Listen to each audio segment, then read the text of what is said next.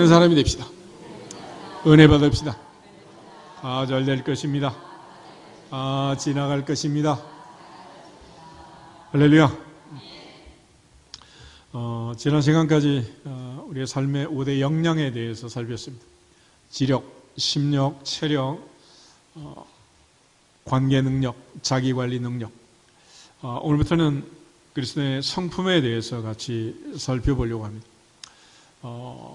성경에서 우리에게 강조하는 가장 중요한 두 가지 명령은, 하나는 성령의 능력을 받고 땅 끝까지 증인이 되라.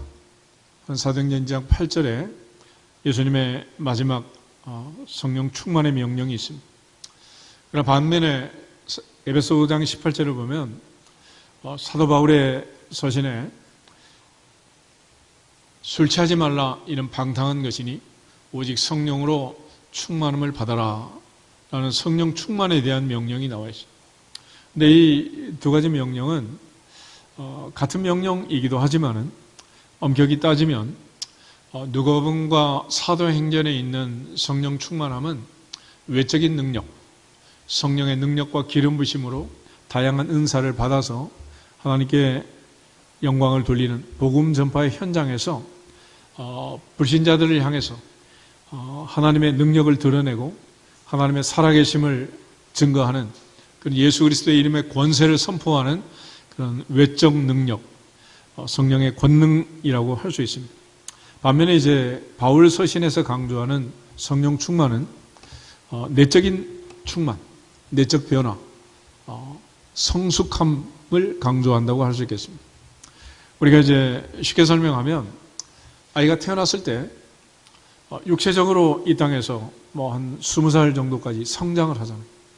요즘 애들은 얼마나 많이 큰지 190이 보통이고 2m 가까이 되는 애들도 있고 학교 가면 애들 다 쳐다봐야 되죠.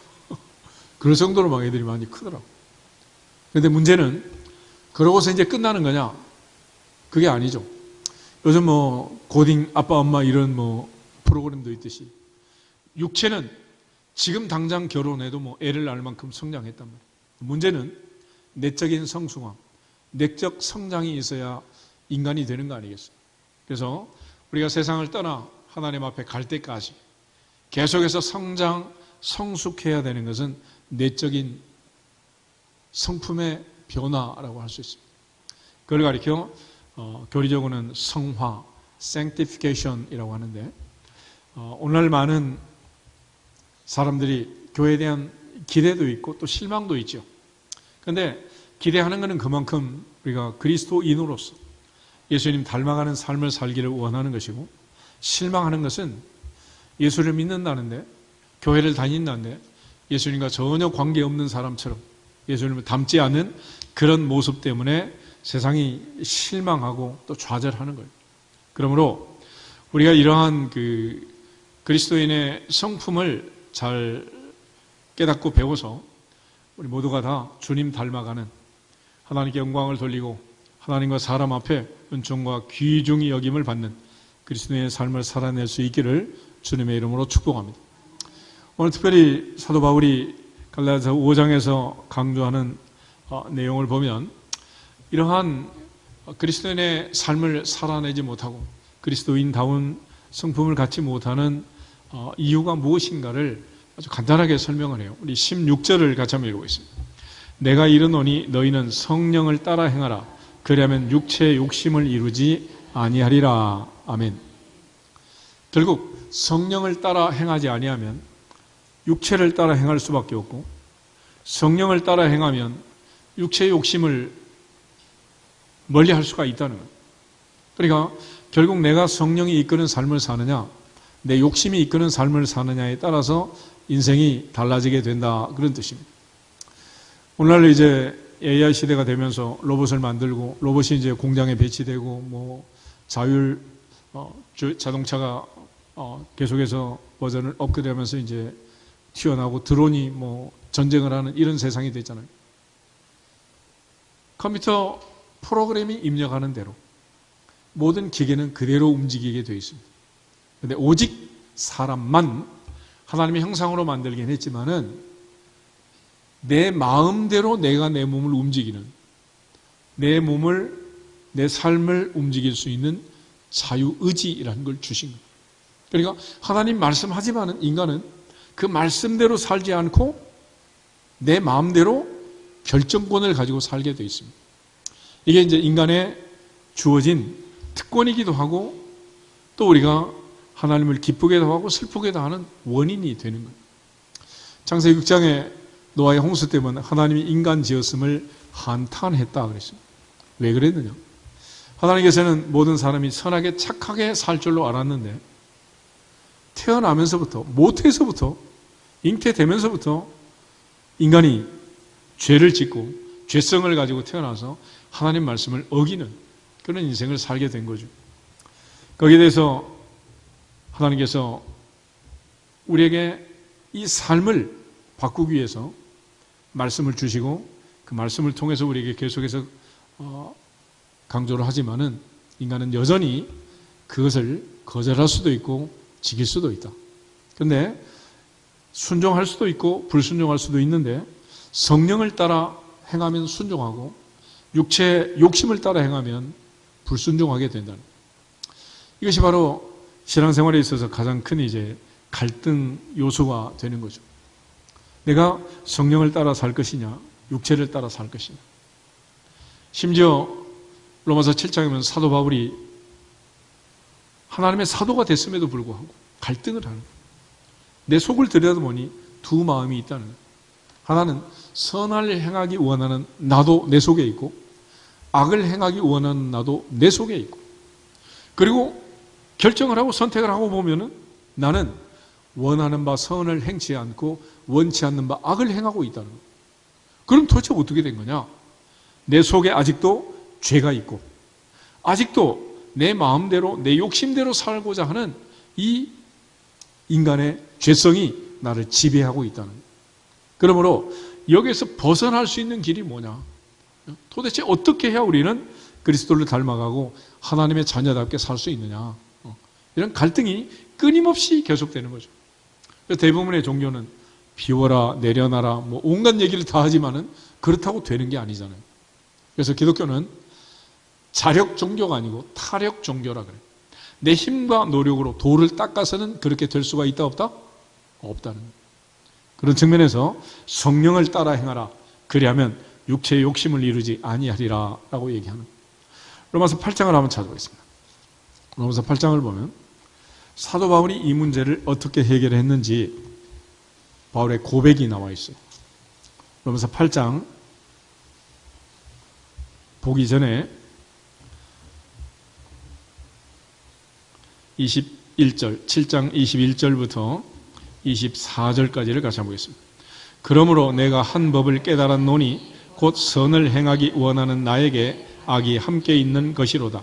내 속사람으로는 하나님의 법을 즐거워하되 내 지체 속에서 한 다른 법이 내 마음의 법과 싸워 내 지체 속에 있는 죄의 법으로 나를 사로잡는 것을 보는도다. 오호라, 나는 곤고한 사람이로다. 이 사망의 몸에서 누가 나를 건져내랴. 아멘. 이것이 바울의 갈등이고 바울의 고민이에요. 이래 가지고는 내가 구원받고 천국 갈 수 있겠냐. 그러니까 남이 나를 보는 게 아니고 사도 바울 자신이 나를 볼 때 내 모습이 이렇다는 거예요. 근데 바울이 어떻게 이걸 해결했느냐. 25절부터 8장 2절까지를 같이 한번 보겠습니다. 우리 주 예수 그리스도로 말미암아 하나님께 감사하리로다. 그런즉 내 자신이 마음으로는 하나님의 법을 육신으로는 죄의 법을 섬기노라. 그러므로 이제 그리스도 예수 안에 있는 자에게는 결코 정죄함이 없나니 이는 그리스도 예수 안에 있는 생명의 성령의 법이 죄와 사망의 법에서 너를 해방하였음이라. 아멘.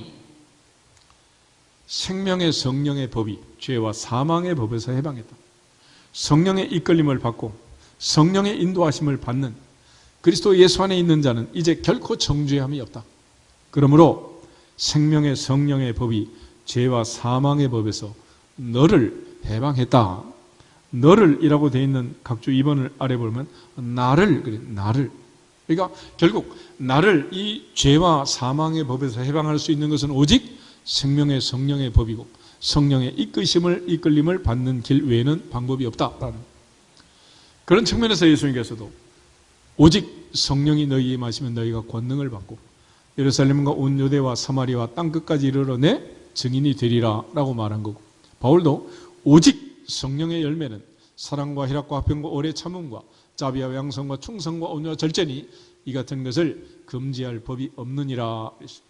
성경은 오직 성령, 스가랴 4장 6절에 가면 바벨론 포로에서 돌아온 이스라엘 백성들이 성전을 건축할 때 하나님께서 스룹바벨에게 하신 말씀이 있어요.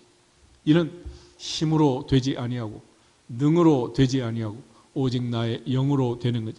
사람의 힘과 능력으로 할 수 있는 일은 없다. 오직 성령으로, 오직 성령의 능력으로, 오직 성령의 이끄심을 받아서 오직 성령으로 충만할지어다. 술 취하지 말라 이는 방탕한 것이니 오직 성령으로 충만함을 받아라. 그러므로 우리의 삶의 가장 중요한, 우리의 삶을 이끌어가는 가장 중요한 멘탈은 뭐냐? 오직 성령이다. 할렐루야. 그런 측면에서 성령이 이끄는 삶을 살아야 한다.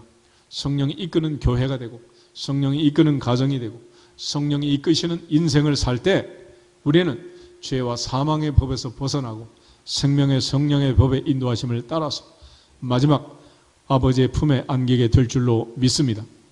이처럼 성경은 우리에게 성령 충만을 강조하고 있는 거예요. 만약 성령의 충만함을 이루지 못하고 육체의 욕심을 따라 살면 어떻게 되느냐? 갈라디아서 5장 다시 보시면 17절부터 18절 다시 보겠습니다.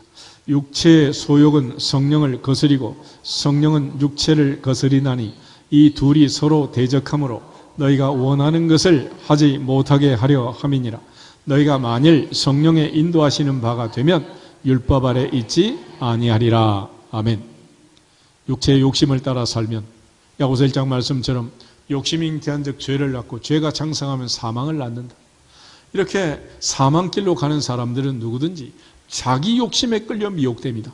자기 욕심 때문이다 라고 얘기합니다. 그러나 만일 성령의 인도하신 바가 되면 생명의 성령의 법이 우리를 죄와 사망의 법, 율법에서 해방시켜주고 우리는 그리스도인으로서 살아갈 수 있게 된다라고 얘기합니다. 결과적으로 사도 바울은 여기서 육체의 소욕을 따르는 삶과 성령을 따라 살 때 어떤 열매를 맺게 되는가라는 걸 강조해 주는 거예요. 먼저 19절부터 21절에 육체의 열매를 얘기합니다. 같이 한번 읽어보겠습니다.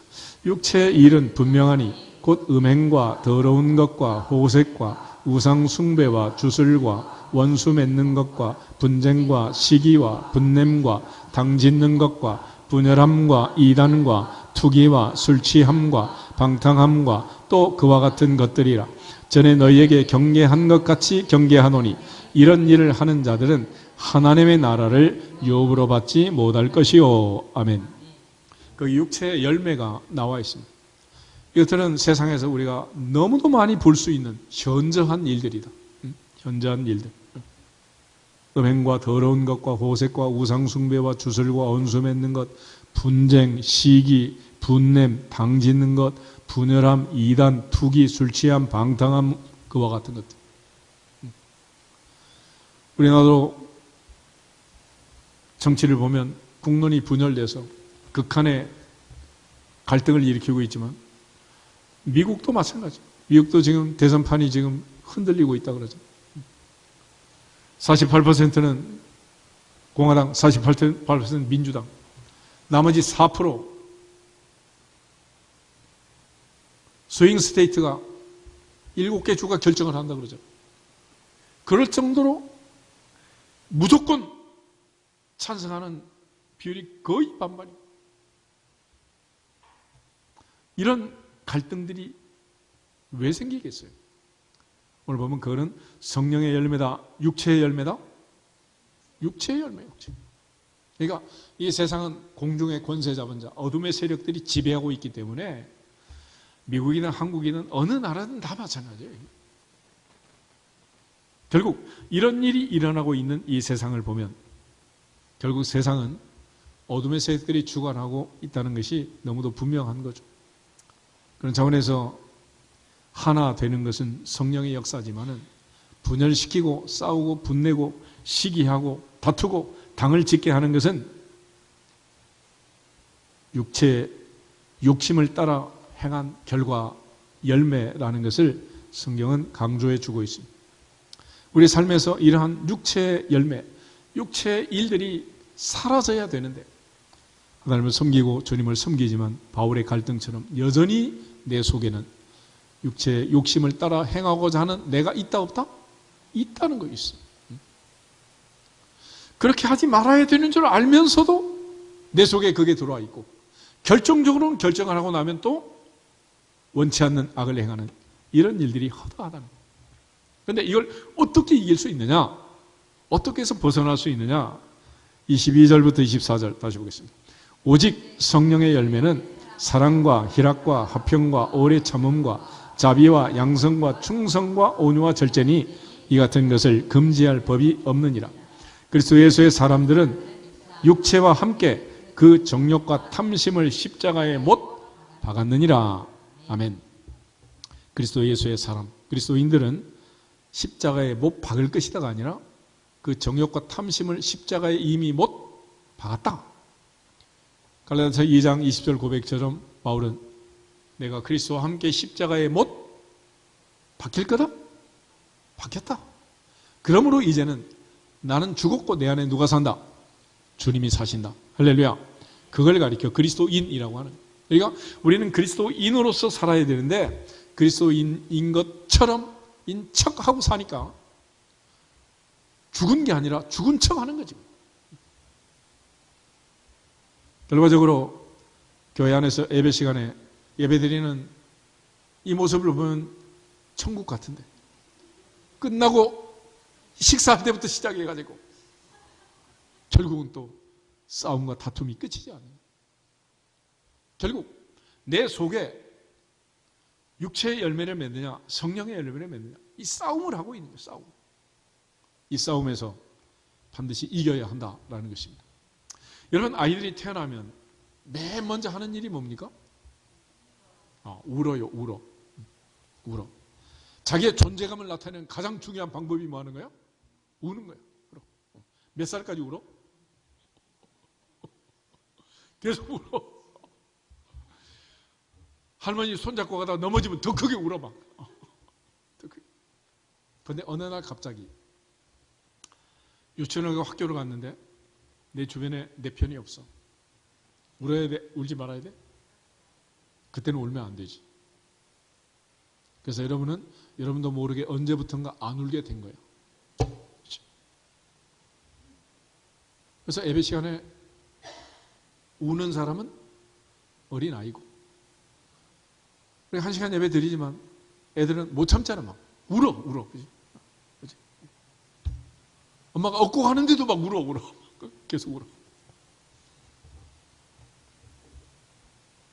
인간이 성장하는 데 있어서 아까도 있지만 20세까지는 육체가 성장을 합니다. 그 다음부터는 뭐가 성장을 해야 돼? 속사람이, 내면이 성장을 해요. 그 성장하는 과정에서 오직 성령의 능력과 기름 부으심, 하나님이 나사렛 예수에게 성령 능력을 기름 부으셨던 것처럼 그 성령의 충만함을 받고 성장해야 되는데 성령의 능력과 기름 부으심이 없으면 성장할 수 있다 없다? 불가능합니다. 그러니까 세월이 많이 흘렀다고 해서 성장하는 게 아니에요. 교회를 얼마나 많이 다녔다 그게 중요하지 않습니다. 이사야서 있는 것처럼 마당만 밟고 지나가서는 아무 일도 일어나지 않습니다. 하나님의 은혜로 속사람이 변화되어야 한다. 할렐루야. 그래서 바울은 간절히 기도하기를 바로 이 속사람이 성장하고 변화되기를 원합니다. 우리는 눈에 보이는 겉사람만 크라고 애들 우유 먹여가지고 엄마 저는 말고 소젖을 먹여가지고 그냥 막 애들이 막 소처럼 그냥 뿔이 나가지고 막 난리잖아. 그런데 정말로 중요한 것은 속사람이 변화되고 성령의 충만함으로 성장하고 성숙해야 한다. 아멘. 에베소서 3장을 한번 보겠습니다. 에베소 3장을 보면 갈라디아서는 에베소서가 있어요. 사도 바울이 간절히 기도한 내용입니다. 아버지 앞에 무릎을 꿇고 기도한 내용 16절부터 19절 같이 한번 읽겠습니다. 그의 영광의 풍성함을 따라 그의 성령으로 말미암아 너희 속사람을 능력으로 강건하게 하시오며 믿음으로 말미암아 그리스도께서 너희 마음에 계시게 하시옵고 너희가 사랑 가운데서 뿌리가 박히고 터가 굳어져서 능히 모든 성도와 함께 지식에 넘치는 그리스도의 사랑을 알고 그 너비와 길이와 높이와 깊이가 어떠함을 깨달아 하나님의 모든 충만하신 것으로 너희에게 충만하게 하시기를 구하노라. 아멘. 바울의 기도는 건강을 위해서 기도했는데 그 건강은 16절 너희 속사람을 능력으로 강건하게 하시기를 원한다. 속사람이 강하고 담대해. 속사람. 그러니까 겉사람만 강하고 담대해서 되는 일이 아니고 속사람이 강하고 담대해야 되는데 속사람이 강하고 담대하기 위해서 필요한 게 뭐냐? 그리스도의 사랑, 하나님의 사랑을 깨닫는 것이다. 주님이 내 안에 내가 주님 안에 가고 나를 사랑하사 나를 위하여 자기 자신을 버리신 하나님의 아들을 믿는 그 사랑 가운데서 뿌리가 박히고 터가 굳어져야 한다. 그래서 바울은 바로 이 지식에 넘치는 그리스도의 사랑을 알기를 간절히 기도한 거예요. 그런데 그 사랑을 표현할 때 19절에 가면 너비와 길이와 높이와 깊이를 얘기합니다. 하나님의 사랑의 넓이가 얼마쯤인가? 길이와 높이와 깊이가 어떠한가? 보통 우리가 사랑을 하고 결혼을 하고 살 때 너무 차이가 많이 나면 잘 살아요? 못 살아요? 잘 살아? 못 살아? 잘 살아? 하나는 왕이고 하나는 거지면 잘 살아?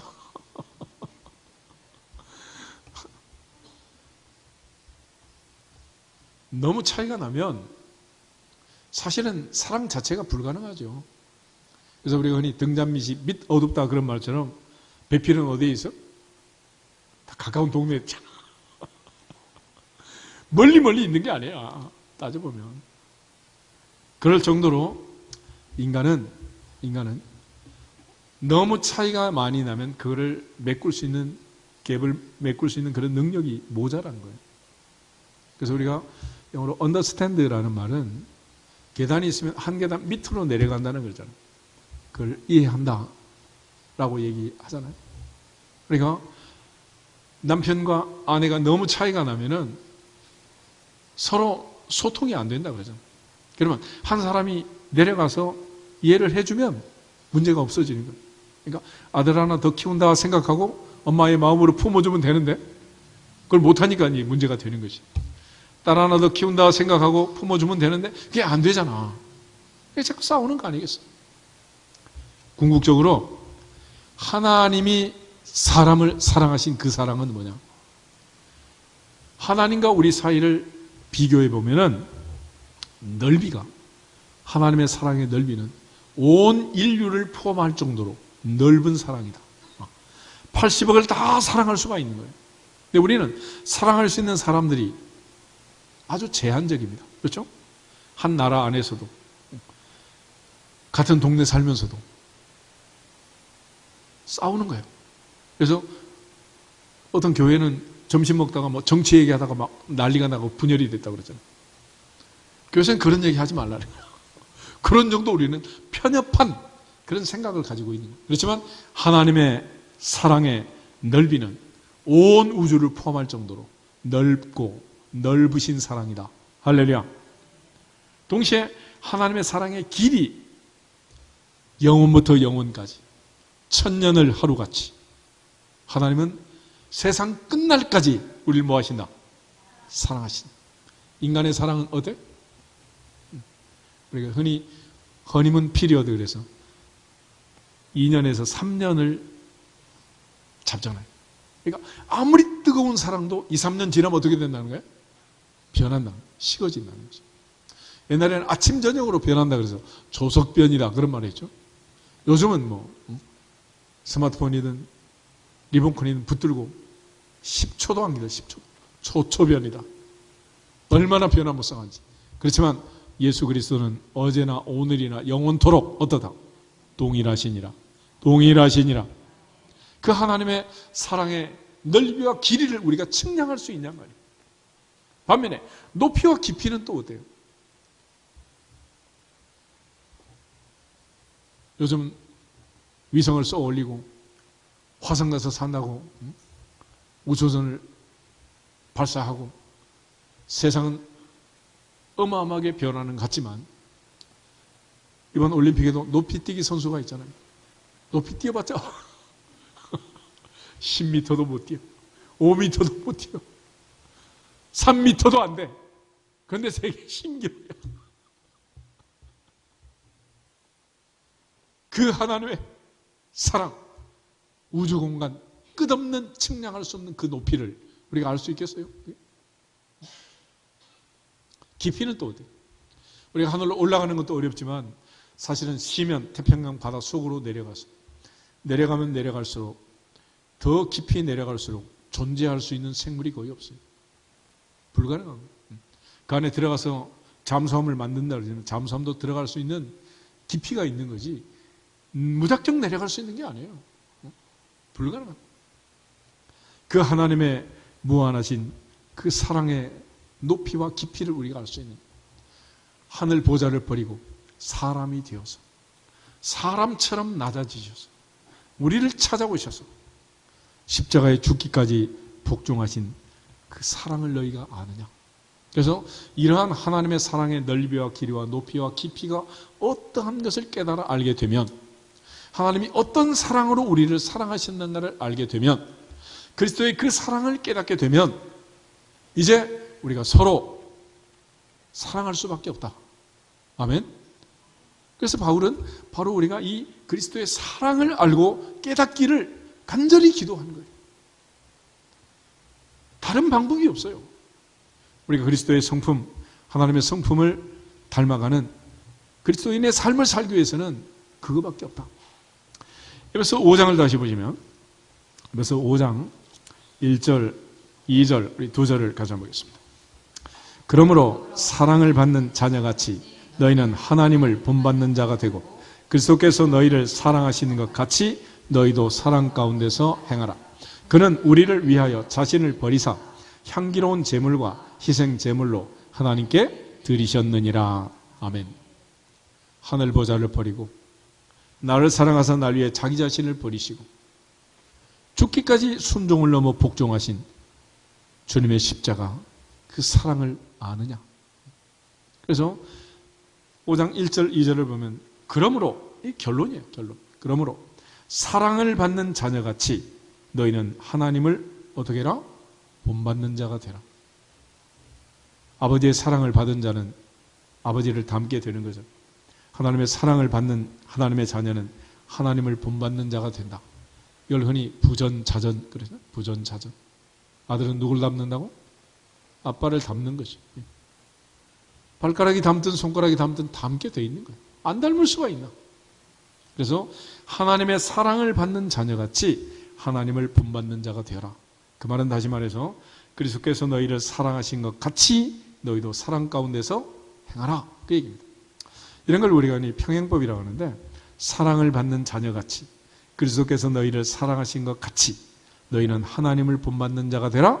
너희도 사랑 가운데서 행하라. 그러니까 하나님을 본받는 하나님의 자녀, 그리스도를 본받는 그리스도인의 가장 중요한 행동, 삶의 본질은 뭐다? 사랑이라. 사랑. 이 사랑을 깨닫지 못하면 우리는 아무것도 되지가 않죠. 그래서 문제가 있는 곳은 전부 다 사랑이 식어진 것이고 사랑이 없어지는 거예요. 궁극적으로 하나님이 우리를 얼마나 사랑하셨는가를 깨닫고 우리가 서로 사랑하라 하는 것이 하나님의 법 아니겠어요? 그래서 그 사랑을 우리에게 가르쳐주기 위해서 깨닫게 하기 위해서 하늘 보좌를 버리고 하나님이 사람이 되셔서 우리를 찾아오시고 죽기까지 복종하신 우리의 구원을 이루신 그것이 바로 십자가라는 것입니다. 십자가. 십자가를 아느냐? 십자가에는 두 가지가 들어있어요. 하나님의 성품은 공의와 사랑이라는 것입니다. 공의라는 것은 죄는 머리카락 하나만큼도 일전이라도 상기하고 없애는 게 아니에요. 갚지 아니하면 안 된다라는 것이 하나님의 공의라는 것입니다. 그래서 죄 없는 아들이 와서 우리의 죄값을 지불해 주신 거예요. 사랑은 뭐냐? 우리가 연약할 때, 죄인이었을 때, 원수였을 때 도저히 가까이 할 수 없는 우리를 용서하시고 70번씩 7번 용납하시고 품어주신 그것이 사랑이니라. 그 십자가에는 우리의 두 가지 측면이 동시에 들어있어요. 내가 얼마나 큰 죄인이었는가를 깨닫게 하는 것이고 내가 얼마나 큰 하나님의 사랑을 받았는가라는 걸 알려주는 겁니다. 성경에서 사랑이란 단어가 맨 처음 나온 자리가 창세기 22장인데 하나님께서 아브라함에게 이렇게 말씀하세요. 아브라함아, 내 사랑하는 독자 이삭, 내 사랑하는 독자 이삭, 내 아들을 모리아 산에서 번제로 바쳐라. 100살에 낳은 아들을 아브라함이 사랑하는 마음, 그것이 바로 하나님이 우리를 사랑하는 마음인 거죠. 창세기 22장에 있는 모리아 산의 이삭 번제, 이것이 바로 십자가에서 아들을 내어주신 하나님의 사랑, 그 사랑의 예표가 되는 거예요. 엘리 엘리 라마 사박다니, 나의 하나님 나의 하나님 어찌하여 나를 버리십니까? 그렇게 사랑하는 아들을 버려야 되는 아버지의 마음, 얼마나 사랑하셨는가라는 걸 깨닫게 하는 그것이 바로 십자가라는 거예요. 십자가. 오늘 그 사랑을 알지 못하는 자는 하나님을 안다 모른다? 모른다는 거예요. 알 수 없는 것이다. 그래서 에베소 5장 다시 보시면 이러한 하나님의 사랑을 깨닫지 못하는 육체의 일을 행하는 사람들, 그들은 어떤 사람들이냐? 3절부터 7절 우리 다시 한번 더 보겠습니다. 음행과 온갖 더러운 것과 탐욕은 너희 중에서 그 이름조차도 부르지 말라. 이는 성도에게 마땅한 바니라. 누추함과 어리석은 말이냐 희롱의 말이 마땅치 아니하니 오히려 감사하는 말을 하라. 너희도 정녕 이것을 알거니와 음행하는 자나 더러운 자나 탐하는 자 곧 우상 숭배자는 다 그리스도와 하나님의 나라에서 기업을 얻지 못하리니 누구든지 헛된 말로 너희를 속이지 못하게 하라. 이로 말미암아 하나님의 진노가 불순종의 아들들에게 임하나니 그러므로 그들과 함께하는 자가 되지 말라. 아멘. 성령을 따라 행하지 않고 육체의 소욕을 따라 행하는 이 모든 육체의 열매를 맺게 되면 결국 하나님의 나라에 유업이 없다. 천국 못 간다. 그런 얘기예요. 그러므로 사도 바울은 하나님 앞에서 이러한 어둠의 일을 벗고 하나님의 자녀답게, 하나님의 사랑받는 자녀답게 하나님을 본받는 자가 되고 그리스도의 사랑하심을 받은 자답게 사랑 안에서 행하라. 성령의 이끌림을 받아 사랑하는 하나님의 자녀답게 살아야 한다. 그것이 바로 하나님의 원하시는 뜻이고 우리가 이루어야 할 그리스도인의 성품이라는 것입니다. 그런 차원에서 8절부터 14절 계속해서 한번 보겠습니다. 너희가 전에는 어둠이더니 이제는 주 안에서 빛이라. 빛의 자녀들처럼 행하라. 빛의 열매는 모든 착함과 의로움과 진실함에 있느니라. 주를 기쁘시게 할 것이 무엇인가 시험하여 보라. 너희는 열매 없는 어둠의 일에 참여하지 말고 도리어 책망하라. 그들이 은밀히 행하는 것들은 말하기도 부끄러운 것들이라. 그러나 책망을 받는 모든 것은 빛으로 말미암아 드러나나니 드러나는 것마다 빛이니라. 그러므로 이르시기를 잠자는 자여 깨어서 죽은 자들 가운데서 일어나라. 그리스도께서 너희에게 비추시리라 하셨느니라. 아멘. 바로 로마서 13장에서도 옛사람을 벗어버리고 새 사람을 입어라. 어둠의 일을 벗고 빛의 갑옷을 입어라. 자다가 깰 때가 벌써 지났다. 그러잖아요. 궁극적으로 우리가 어둠 속에서 육체의 소욕을 따라 살게 되면 결국 하나님의 영광을 드러내지 못하고 결국 그리스도인이지만은 교회를 다니긴 다니지만은 그저 변화가 없는 그날이 그날인 그런 옛사람을 벗어버리지 못하는 옛 습성을 그대로 가지고 사는 그런 신앙생활을 할 수밖에 없다는 것입니다. 그러므로 이런 사람들을 개조하는 방법이 뭐냐? 오직 성령의 충만함을 받고 성령의 이끄심을 받고 성령의 역사 속에서 십자가 속에서 내 죄를 깨닫고 하나님의 사랑을 아는 것이다. 할렐루야. 그래서 우리가 늘 하나님이 나를 얼마나 사랑하시는가를 사랑하시고 우리 사형리 전도할 때 늘 첫 번째가 그거네. 하나님은 당신을 사랑하시고 당신을 위한 놀라운 계획을 갖고 계십니다. 이걸 강조하는 거 아니에요. 그러니까 하나님이 나를 얼마나 사랑하시는가를 깨닫지 못하는 사람은 하나님을 안다 모른다? 모른다는 거예요. 요한일서 4장을 한번 보겠습니다. 요한일서 4장 7절부터 11절. 요한일서 4장 7절에서 11절 말씀. 같이 한번 읽겠습니다. 사랑하는 자들아 우리가 서로 사랑하자. 사랑은 하나님께 속한 것이니 사랑하는 자마다 하나님으로부터 나서 하나님을 알고 사랑하지 아니하는 자는 하나님을 알지 못하나니 이는 하나님은 사랑이심이라. 하나님의 사랑이 우리에게 이렇게 나타난 바 되었으니 하나님이 자기의 독생자를 세상에 보내심은 그로 말미암아 우리를 살리려 하심이라. 사랑은 여기 있으니 우리가 하나님을 사랑한 것이 아니요 하나님이 우리를 사랑하사 우리 죄를 속하기 위하여 화목 제물로 그 아들을 보내셨습니다. 사랑하는 자들아 하나님이 이같이 우리를 사랑하셨은즉 우리도 서로 사랑하는 것이 마땅하도다. 아멘. 그 높으신 하나님이 그 측량할 수 없는 하늘보다 높고 바다보다 깊은 그 사랑으로 우리를 찾아오신 십자가에서 우리에 대한 자기의 사랑을 확증하신 그 하나님의 사랑을 알지 못하는 자는 하나님을 안다 모른다? 모른다는. 그래서 우리가 늘 하나님 앞에서 깨달아야 될 것은 하나님이 나를 얼마나 사랑하셨는가, 내가 얼마나 큰 사랑을 받고 있는가. 할렐루야. 그 사랑하는 하나님의 그 사랑을 받는 하나님의 사랑이 나를 향하여 끝까지 변치 않는 이 놀라운 사실을 확신하고 깨달을 때만 드디어 그리스도인의 삶을 살아낼 수가 있다. 그렇지 아니하면 우리는 사도 바울처럼 오호라 나는 곤고한 사람이다. 누가 나를 이 사망의 몸에서 건져낼 수 있느냐. 이거 맨날 원하는 바 선을 행치 않고 원치 않는 바 악을 행하는 그런 신앙생활을 할 수밖에 없다는. 갈라디아서 5장 다시 보시면 오직 성령의 열매는 사랑과 희락과 화평과 오래 참음과 자비와 양성과 충성과 온유와 절제라고 합니다. 그런데 원문을 보면 이렇게 되어 있어요. 오직 성령의 열매는 사랑이다. 오직 성령의 열매는 사랑이다. 그래서 단수로 되어 있어요. 단수. 성령의 열매들은 9가지로 되어 있는 게 아니라 성령의 열매는 사랑이다. 영어로 번역하면 The fruit of the Spirit is love. 단수로 돼요. 단수로. 성령의 열매는 사랑이다. 그리고 나머지 8가지는 동격 처리가 돼요. 동격. 그 사랑은 8가지로 발현된다, 드러난다, 나타난다 그런 얘기예요. 그래서 사랑은 희락이고 사랑은 화평이고 사랑은 오래 참음이다. 사랑은 자비고 양선이고 충성이고 온유고 절제다. 그래서 고린도 13장에 가면 사랑을 정의할 때 사도 바울이 사랑은 오래 참고 그러죠. 방정식으로 하면 사랑 이퀄 오래 참음이라는 거예요. 성령 열매는 사랑인데 그 사랑은 8가지로 드러난다는 거예요. 그러니까 성령의 열매는 오직 뭐라는 거예요? 사랑이다.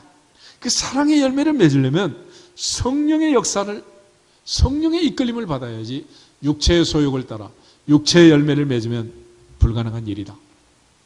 그런 차원에서 하나님의 성품, 그리스도의 성품을 본받는 성령의 열매를 맺는 삶은 오직 성령으로 충만한 것이고 오직 성령으로 충만할 때만 하나님의 사랑을 깨닫고 그 사랑을 깨달을 때만 하나님의 자녀답게 서로 사랑하며 그리스도의 온유하고 겸손하신 그 사랑을 깨닫고 실천할 수 있게 된다. 그런 얘기입니다. 그런 차원에서 이제 우리가 그리스도인으로서 사랑하는 아버지의 마음, 주님의 마음, 그 성품을 우리가 가지고 사느냐 살지 못하느냐에 따라서 세상은 많은 사람들이 그리스도를 존경하기도 하고 비난하기도 하는 거예요. 그러니까 비난받았다는 것은 결국 하나님의 사랑을 실천하지 않는 건데 왜 안 하는 거냐? 안 한 게 아니라 못하는 거예요. 깨닫지 못하니까. 그 얼마나 높으신 깊으신 사랑으로 얼마나 넓고 천년을 하루 같은 그런 사랑으로 나를 사랑하셨는가를 깨닫지 못하니까 이게 안 되는 거죠. 그런 차원에서 이제 우리가 서로 사랑하라. 내가 너희를 사랑한 것 같이 너희도 서로 사랑하라. 주님 주신 그 새 계명. 이같이 우리가 사랑을 받았으니 이제는 서로 사랑하는 게 어떻다? 마땅하다. 그런데 우리는 이 마땅한 사랑을 못마땅하게 생각하잖아요. 그래서 자꾸 싸우고 부딪히는 거죠. 그러니까 밥 먹으면서도 그냥 맨날 싸우고 서로 거지하면서도 거지같이 싸우고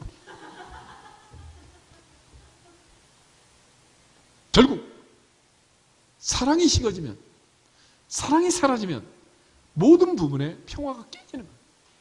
사자도 호랑이도 자기 새끼는 어떻게? 사랑하고 뒹굴고 놀아요. 예사야 11장에 보면 그 평화를 얘기해요. 평화.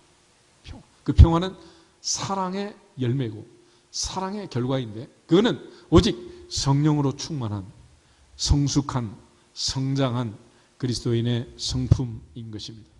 우리가 그런 성품을 이루어지지 못하면 결과적으로는 많은 사람의 지탄을 받고 실망감을 주고 그렇게 살아갈 수밖에 없는 거예요. 그런 차원에서 성령의 열매를 맺느냐 맺지 못하느냐, 어떨 때 성장하고 성숙할 수 있느냐, 어떨 때 실패하고 패망할 수밖에 없느냐, 너무도 간단한 얘기 아니겠어요? 오늘처럼 우리가 예배를 드리고 말씀을 듣고 찬양하고 기도하고 이처럼 말씀에 충만함을 갖고 쉬지 않고 기도하고 감사하면 성령의 열매를 저절로 맺을 수밖에 없는 거 아니겠어요? 다윗처럼 주의 말씀은 꿀고 송이꿀보다 더 달고 내 입의 말이 내 마음의 묵상이 주님께 연락되기를 원합니다. 주의 말씀은 내 발의 등이요 내 길의 빛입니다. 그래서 말씀이 이끄는 대로 그렇게 살기로 다짐하고 말씀이 내 안에 들어와서 내 몸을, 내 삶을 움직이는 프로그램이 되면 결국 성령의 열매를 맺는다. 그러나 그렇지 못하고 육체의 소욕이 내 속에 들어와서 욕심이 잉태한 즉 죄를 낳고 죄가 장성한 즉 사망을 낳게 되면 멸망으로 가는 거 아니겠습니까? 그래서 성경은 늘 복 있는 사람은 주야로 여호와의 율법을 뭐하는 자다? 묵상하는 자다 그러잖아. 그 왜 주야겠어? 역사는 밤에 이루어진다 그러잖아. 밤에도 성경을 더 묵상해야 되는 거예요. 예배 시간만 그냥 찾아가지고 이런 게 아니고 궁극적으로 하나님 말씀이 주야로 묵상되고 제 말씀이 내 안에 새겨져서 말씀의 충만함을 가지고 살면 성령의 열매를 맺을 수밖에 없고, 예수님처럼 새벽 미명부터 기도하시고 밤을 맞도록 기도하시고 쉬지 말고 기도하면 결국 성령의 열매를 맺을 수 있는 거 아니겠어요? 그러나 잠깐이라도 모세가 손을 들면 이스라엘이 손을 내리면 아말렉이 이기는 것처럼 잠깐이라도 기도하기를 쉬면 그 쉬는 틈을 누가 노린다? 마귀가. 한때 한동안 그게 문제가 아니에요. 한결같이. 그래서 에베소 교회를 책망할 때 예수님 하신 말씀, 너희가 처음 사랑을 버렸다 그랬다. 초지일관하지 못하는 신앙생활은 주님의 책망을 받을 수밖에 없다. 그런 차원에서 우리 모두가 다 주님께서 경고하신 말씀들을 잘 마음에 새기고 변함없이 한결같이 하나님께 영광을 돌릴 수 있기를 주님의 이름으로 축복합니다. 로마서 6장을 한번 찾아보겠습니다. 로마서 6장을 보시면 12절부터 14절,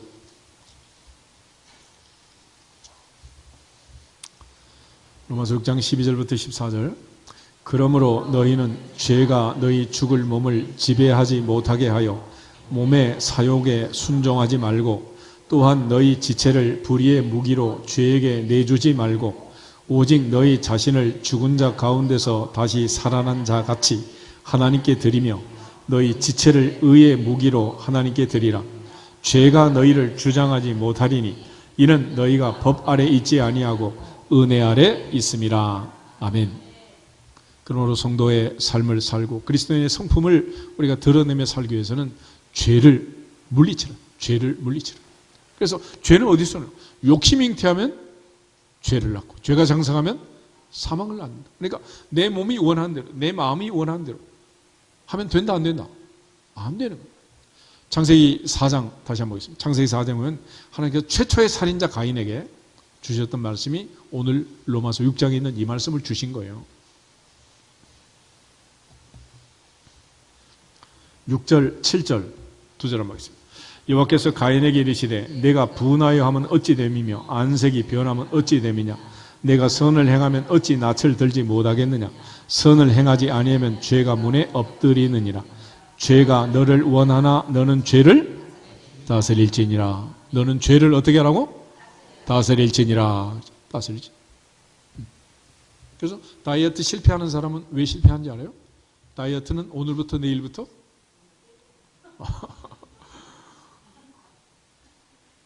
항상 내일부터. 그러니까 실패하는 거예요. 성공하려면 어떻게 해야 돼? 오늘부터, right now, 지금 여기서부터. 마귀는 우리에게 요구할 때 다른 얘기 하잖아요. 하지 말라 그러지 않아. 오늘까지는 저하고 놀고 언제부터 해라? 내일부터. 교회도 언제부터 가라고? 내일부터. 새벽기도도 언제부터? 내일부터. 항상 언제부터? 내일부터. 다이어트는 언제부터? 내일부터. 그러면 실패하는 거예요. 죄를 다스리되 언제부터? 지금부터. 그래서 바울은 보라 지금이 은혜 받으면 돼요. 보라 지금이 구원의 날이라고 했죠. 이 지금을 놓쳐버리면 우리에게는 시간은 없다. 흘러가는 시간은 다 사라지고 마는 거예요. 그래서 지금 은혜를 받고, 지금 구원을 받고, 지금 하나님을 사랑하고, 지금 성령의 충만함을 받고, 지금부터 이 자리부터 이 시간부터 하나님께 영광을 돌리고 서로 사랑할 수 있기를 주님의 이름으로 축복합니다. 지금부터 하지 않으면 우리 실패합니다. 공부 잘하는 애 못하는 애 똑같아요. 선생님이 수업하면 지금 머릿속에 집어넣는 공부 잘하는 거고, 집에 가서 하겠다 그러면 어때? 아직까지 숙제를 못 해가지고 이러고 있는 거 아니에요 지금. 그래서 사도 바울이 속사람이 변화되기를 원한다.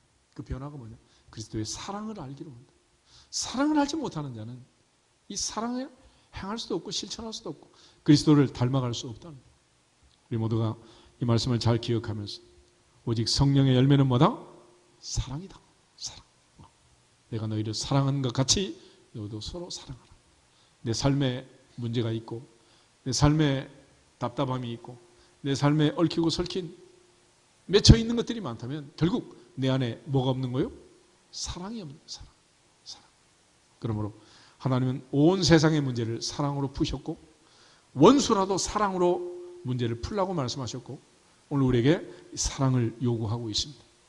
주 앞에 가는 날까지 하나님께서 우리를 사랑하신 것처럼 세상을 이처럼 사랑하사 독생자를 주신 것처럼 주님이 이 땅에 오셔서 나를 사랑하사 나를 위해 자기 자신을 버리신 것처럼 우리가 서로 사랑하고 희생하고 섬기고 봉사할 때 우리 안에 죄성을 다스리고 죄를 물리칠 때 하나님의 은혜가 임하고 그리스도의 성품이 그 사랑이 우리 가운데 날마다 충만하게 샘솟듯 넘쳐날 줄로 믿습니다. 옆산 앞뒤 사람과 인사하고 기도하도록 하겠습니다. 서로 사랑합시다. 다 같이 주 예수 그리스도의 이름으로 서로 사랑할지어다 선포하고